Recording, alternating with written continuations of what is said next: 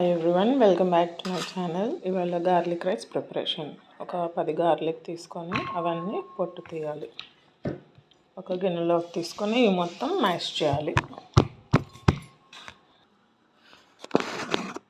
బాగా మ్యాష్ చేసేసాను వెల్లుల్లి. దీనికి ఆశీర్వాద్ చిల్లీ పౌడర్, ఇదిగోండి ఇది, తగినంత కారం,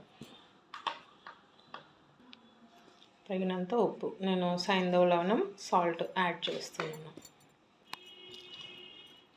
ఇదంతా మిక్స్చర్ బాగా కలపాలి.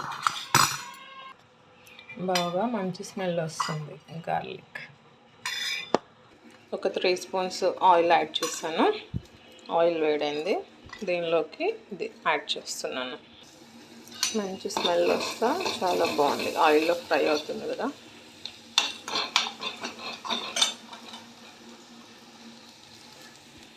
రైస్ వండింది యాడ్ చేయాలి. లాస్ట్లో కొత్తిమీర యాడ్ చేయాలి. Garlic rice ready. మీరు ట్రై చేయండి.